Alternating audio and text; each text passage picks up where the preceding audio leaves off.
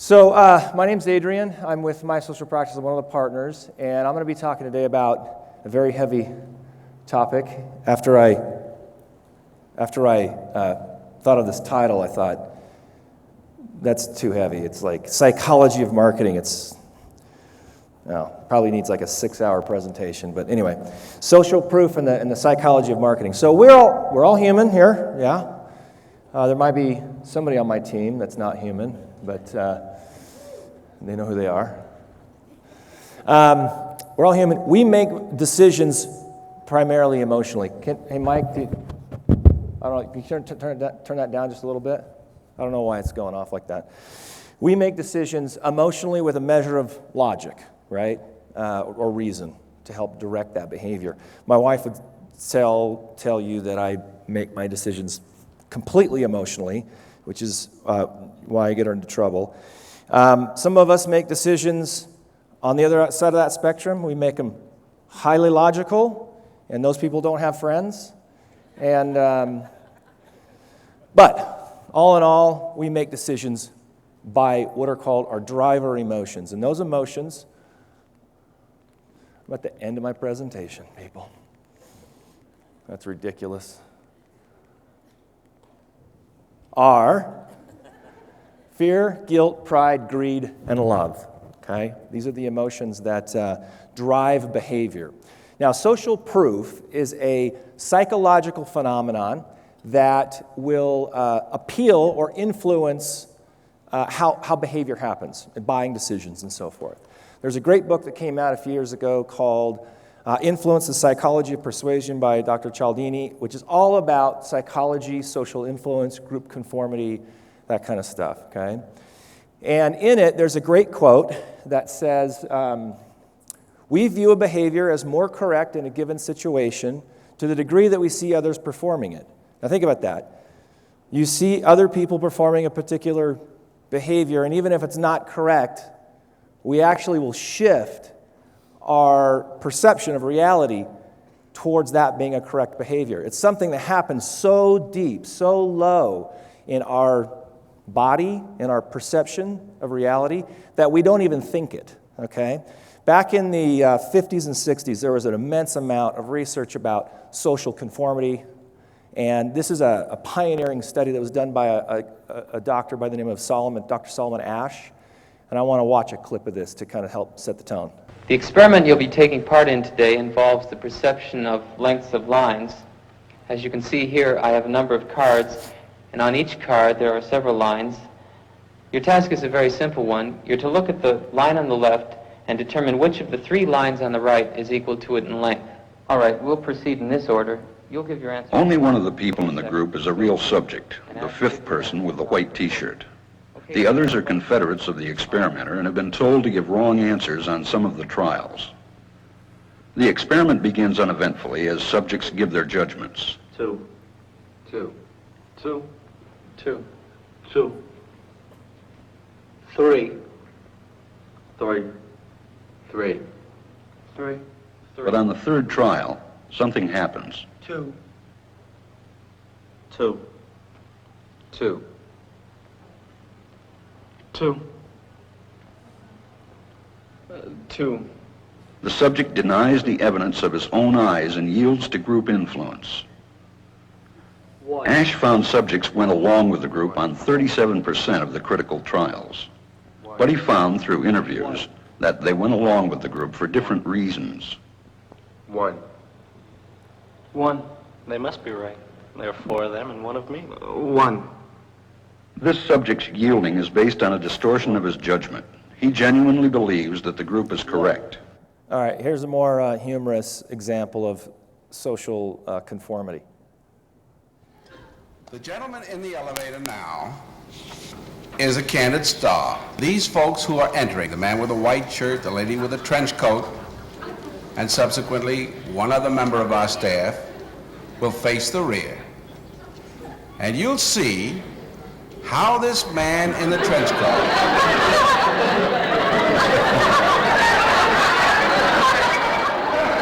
tries to maintain his individuality, but little by little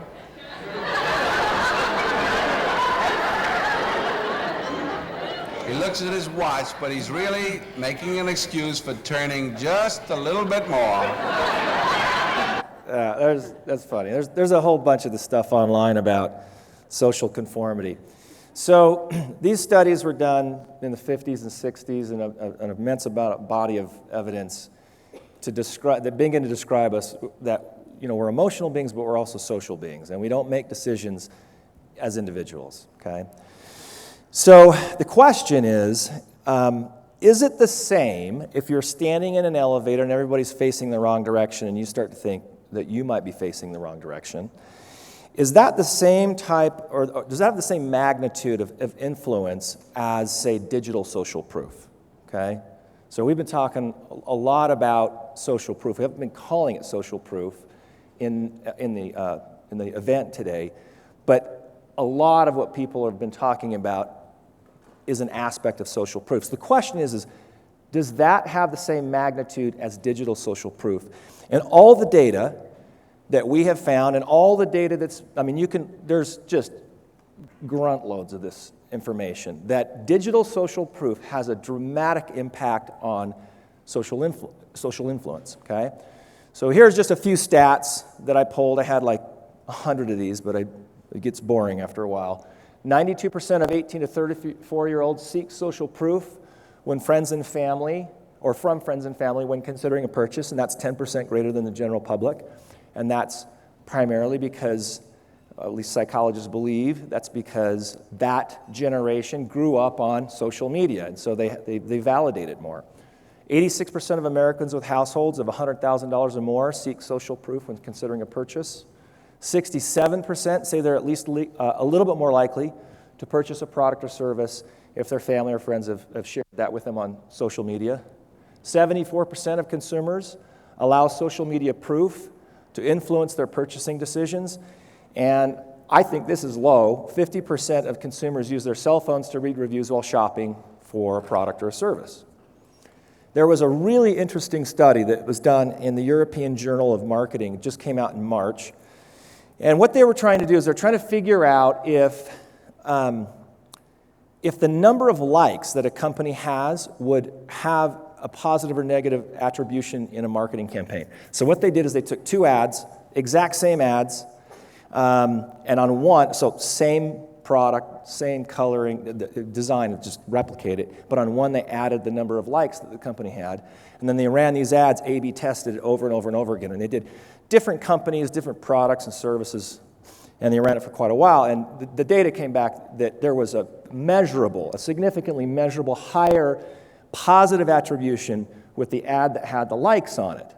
So this slide I just comped this up. This isn't actually one of the ads, and these aren't even real practices. It's just an illustration. If you're looking for an orthodontist, in this case, and you see one with 4,500 likes and one with 87, you know nothing else, there's an automatic assumption that that's a better practice for some reason. It happens way deep down because of an aspect of what we call social proof, right? The group believes that this practice is a practice to follow and not the other one, for whatever reason, okay? So, to get a little bit more applicable in how, not just conceptual of what social proof is, I want to take you through a little bit of a mind experiment. So, the patient's journey from finding out, recognizing they have a problem to becoming your patient is basically 3 phases. I mean, different people can talk, there might be more phases, but I broke it down to 3, okay? Number 1 is the awareness phase. And that could come because they got a hole in their tooth and it hurts, right? And they know they need some help. Or they could have seen an ad or whatever and go, I haven't been to the dentist for a while, I need to go to the dentist, okay? That's the awareness phase. Consideration phase is research, okay? This is where they're trying to figure out what they want to do, where they want to go, how they want to solve the problem, and then they make a decision, and that's the 3rd phase.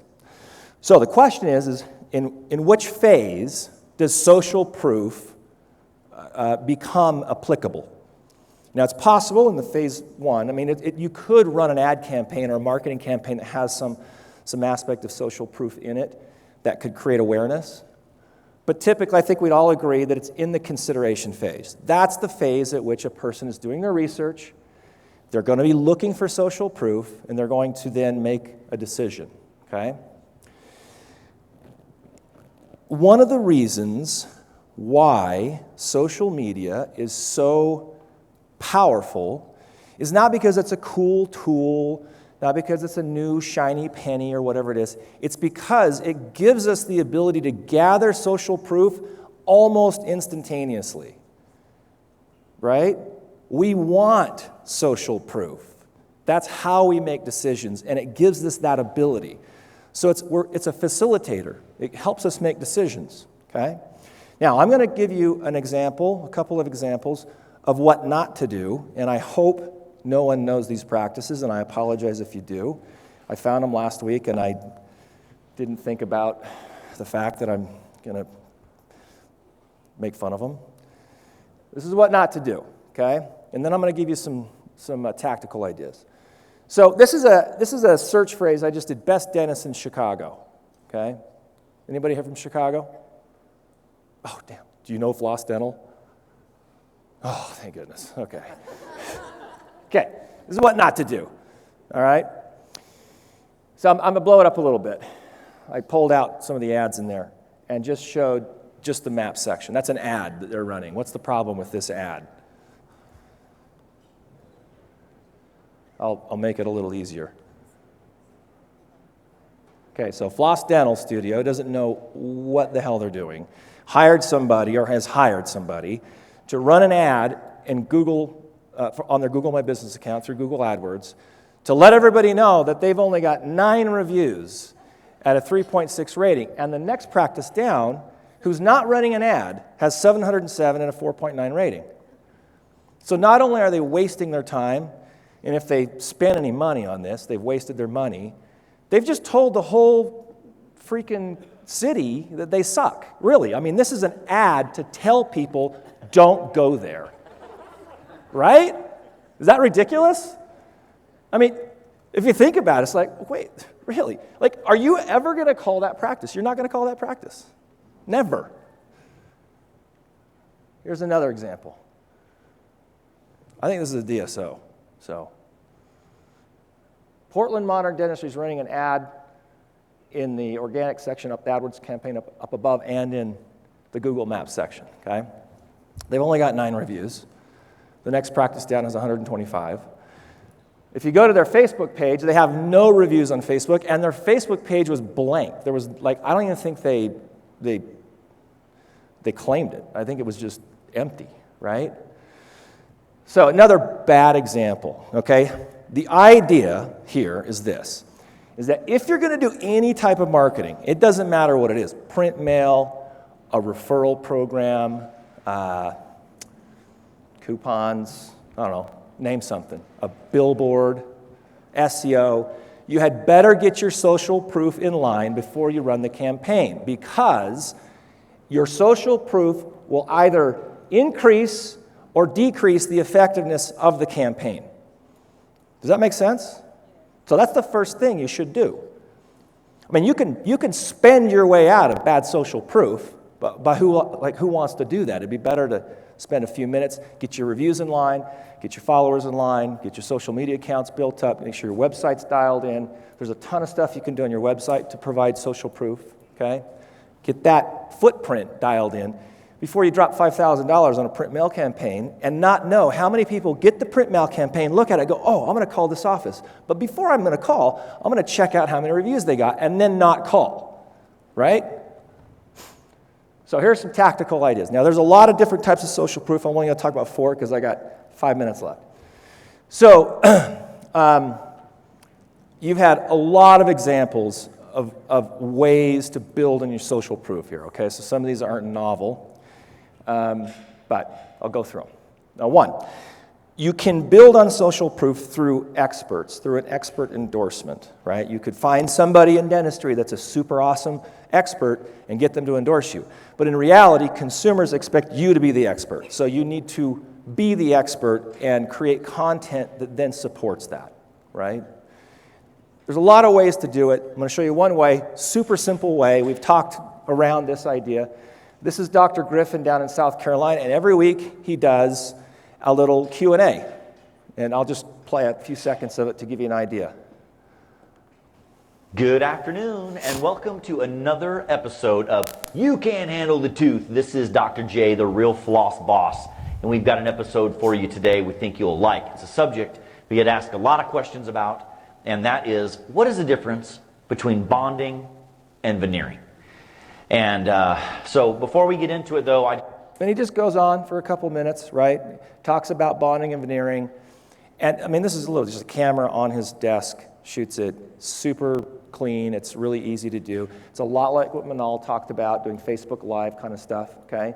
But you can set a schedule around a weekly or a monthly Q&A. And then that content can feed your website to a Q&A section on your website. You can feed it through your social media accounts, but it's just establishing the fact that you're the expert, right? Simple idea that anybody can do. Celebrities is another way to get somebody to endorse your product. Now, it's tough with celebrities because they're so expensive and they got broad reaches. So my recommendation is to listen to what Jenny Lynn was talking about earlier, what Brian Harris was mentioning yesterday, and start leveraging the micro-influencers in your area, right? It's completely untouched. Nobody's doing it, okay? And everybody will be doing it. So jump on that. Here's another example of one of the influencers that Jenny Lynn worked with in the Smiles for Life campaign. Autumn in Atlanta. This is a perfect example of an influencer that you would want to go after. So she's obviously in Atlanta. She doesn't have a ton of followers, 12,000, but I would venture to guess almost all of them are in Atlanta. So if you're in Atlanta, you should be calling Autumn, right? Everything she posts is stuff about Atlanta, okay? So she has an engaged audience. It's super specific what she's posting. Great potential influencer there, okay? This is her post for the Smiles for Life campaign, okay? So influencers, celebrities, what we would call micro-celebrities in a way, okay? 3, find opportunities to create patient-generated content. Tons of ideas around that. Let me tell you 2 reasons why you want to do it. Number 1, when you publish something on Facebook on the left versus your patient publishing the same photo on their personal account, unless you're going to put some money into boosting or advertising, you're not going to get a lot of people to see it, okay? 3.8% on the left, that's the Facebook page of the practice. They didn't boost it. 46% on her followers saw. And that's because Facebook doesn't filter personal content like they filter business content, okay? This is one of the reasons why you need to set aside $50 a month at least, boost your posts for $3 to $5 just to kind of get it out there so people can see it, okay? So, get your patients to do it. There's more followers that you're going to get to without spending a budget, and frankly, you're reaching her trusted network, right? Her friends trust her more than they trust you, so seeing her in your office, they'll likely build some social clout. Crowds. Focus on digital crowds and get more reviews. And Zanya, you stole my stat. This is a stat that I found before she found it. Where is she? And just because she spoke before me doesn't mean that I found it after her. We must be following the same blogs. 86% of consumers will read reviews before they make a decision, okay? But the stat that she talked about that's really important is that in that same study, 89%, or this is what people reported, is that they would read the response of the company to the review, okay? So the value that the potential patient is seeing in the review from another patient is high because they read them. But it's slightly a little bit higher to see how the practice responds to that review. So respond to all your reviews. It's super important.